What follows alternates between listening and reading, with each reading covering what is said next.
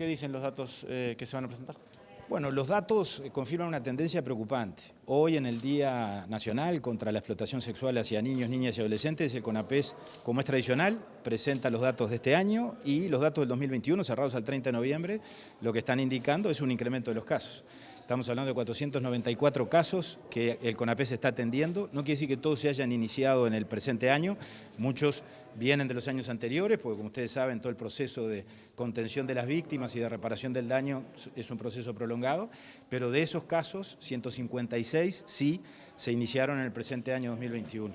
Confirma esto, repito, un agravamiento de un problema que entre todos, y estas instancias sirven para eso, tenemos que asumir como un problema real, como un problema que es de todos los uruguayos, que seguramente tiene que ver con el tiempo que estamos viviendo, no será un tema estrictamente de los uruguayos, pero nos debe preocupar lo que pasa en nuestro país, y en nuestro país esto pasa, y es bueno que se sepa, y que todos los uruguayos y las uruguayas lo asumamos como un problema que tenemos que encarar con sentido de responsabilidad compartida. ¿Es el 30 de noviembre? Es el 30 de noviembre el cierre, efectivamente, y esos son los datos. ¿Y de qué número venimos? Venimos de 410 casos en el 2020, por lo tanto, reitero, esto marca un incremento que me parece que no podemos ignorar, no podemos hacer de cuenta que no ocurre y tenemos que asumirlo en toda su magnitud. ¿Qué habla con el presidente de estos temas, Abdala? ¿Cómo? De este tema, ¿qué habla con el presidente? ¿Qué le preocupa de esto? ¿Con el presidente? Sí, con el presidente de la República. Bueno, mire, con el presidente de la República está al tanto de todos los temas y por supuesto que es muy sensible con relación a esto y este es un tema que el gobierno nacional sin duda lo reconoce como un tema que está en la agenda porque tiene que ver directamente con la protección y con la promoción de los derechos de niños, niñas y adolescentes. Y en ese sentido, por lo tanto, hay un componente presupuestal que tiene que ver con el refuerzo que recibimos el año pasado en el presupuesto, con el refuerzo para invertir en primera infancia. Cuando hablamos de invertir en primera infancia, por ejemplo, y de abrir nuevos centros CAIF, estamos hablando de estos temas, porque la presencia del Estado en el territorio es lo que permite, por lo tanto, la detección temprana de situaciones de estas características, de situaciones de violencia, de situaciones de explotación sexual, de manera tal que en ese sentido, por supuesto que el gobierno este tema lo tiene en su agenda como un tema de preocupación. ¿Cómo analizan el aumento? ¿Creen que hay más situaciones de explotación sexual o que hay una mayor captación de ellas o más denuncias? Las dos cosas, las dos cosas. Yo creo que por supuesto hay aspectos positivos en todo esto, aunque pueda parecer paradójico o contradictorio, pero creo que tenemos mejores registros. Tenemos un abordaje interinstitucional del tema que antes no teníamos, en un proceso que tiene más de 15 años. El CONAPES se creó en el año 2004. Ya en el 2004 se aprobó la legislación, que es una legislación muy avanzada en el Uruguay, en cuanto a tipificar como delito el pago o la promesa de retribución a cambio de favores sexuales a un menor de edad. Eso es algo muy positivo. El cambio del Código del Proceso Penal tiene mucho que ver con esto y para bien el hecho de que INAU trabaje como viene trabajando con la Fiscalía en la detección de los casos, en la identificación de los culpables, en la protección a las víctimas, sin duda habla de aspectos que son muy saludables. ¿Esto alcanza? Por supuesto que no. En el INAU estamos trabajando para mejorar la respuesta. Para mejorar la respuesta, por ejemplo, con los equipos itinerantes. Nosotros tenemos convenios con organizaciones sociales que trabajan muy bien en todos estos asuntos, pero les queremos pedir más. Vamos a hacer un nuevo llamado, estamos redactando nuevas bases para que haya más presencia en territorio de los equipos, para que los equipos estén radicados en el interior del país, en todos los departamentos, y para que trabajen de manera más coordinada con los equipos de INAU, con las direcciones departamentales, para propender, entre otras cosas, a una mejor y más rápida judicialización de estos casos. ¿Se observa aumento en áreas de grandes emprendimientos industriales, por ejemplo, Paso de los Toros?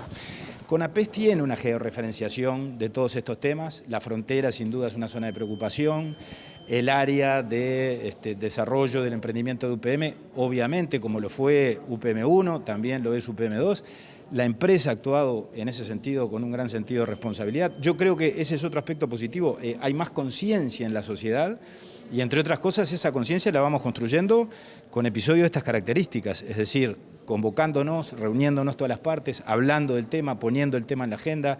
Creo que esos son aspectos muy positivos, pero por supuesto todo lo que hagamos sin duda en esto será insuficiente y tenemos que multiplicar los esfuerzos y sobre todo hay un aspecto clave que ya lo dije y lo repito, que es el esfuerzo por involucrar a la población, a las ciudadanas y a los ciudadanos para que entiendan que este es un tema real y que es un tema de todos.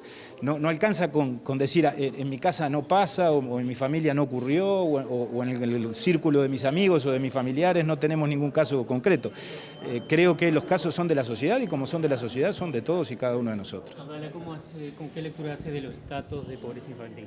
Bueno, creo que hago una lectura positiva como la que tenemos que hacer todos los uruguayos. Son buenas noticias, más allá de cualquier otra consideración.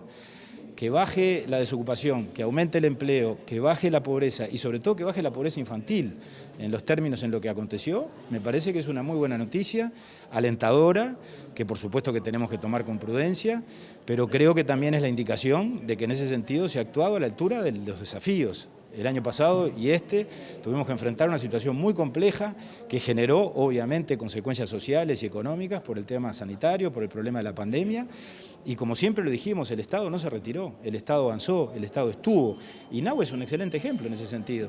Nosotros recibimos un refuerzo presupuestal muy grande ya en el año 2020, cuando estábamos en pleno problema sanitario y en pleno problema fiscal. Y sin embargo se hizo una apuesta a las políticas de infancia. Yo creo que eso algo que ver con todo esto tiene que tener. Pero más allá de que tenga más o menos que ver, creo que lo importante es que una cosa tan compleja como la pobreza infantil, que es una pobreza muy dura además desde el punto de vista estructural, que desde hace años el país tiene niveles de pobreza infantil más altos que los de la pobreza general, la hayamos bajado más que el índice general, o haya bajado más, mejor dicho, pongámoslo en esos términos, ojalá que sea el inicio de una tendencia que se pueda sostener y que se pueda profundizar en el futuro. La pobreza de los menores llega al 17%, ¿no? Al 16% entre los niños de 0 a 6, de manera tal que, bueno, representando una baja de casi 5 puntos, por lo menos de acuerdo a las cifras que ayer se hicieron públicas, que repito, las tenemos que tomar con cautela, pero desde luego son datos positivos. ¿Se atribuye a las transferencias directas que se hicieron en el último tiempo? Bueno, no lo sé, yo no quiero avanzar más allá de lo que estoy en condiciones de avanzar, habría que hacer un análisis más profundo del tema, pero me parece que evidentemente con políticas desacertadas o equivocadas estos resultados no se alcanzan. Yo creo que en ese sentido las políticas que se han aplicado han sido sensatas, razonables y han tenido una dosis de sensibilidad que me parece que es muy importante. Francamente lo digo, en INAU nosotros podemos dar cuenta de todo el gasto extraordinario que tuvimos que asumir como consecuencia del COVID, podemos dar cuenta de que aún en tiempos de COVID no solo no hubo retroceso en cuanto a las respuestas a los dispositivos, a los proyectos de atención a la primera infancia, infancia y adolescencia, sino que además hubo avances, hubo apertura de nuevos centros en las 3 franjas. Esas cosas evidentemente creo que marcan por lo menos un temperamento que es el que hemos venido recorriendo desde el gobierno y desde el INAU y el que vamos a seguir recorriendo. Gracias,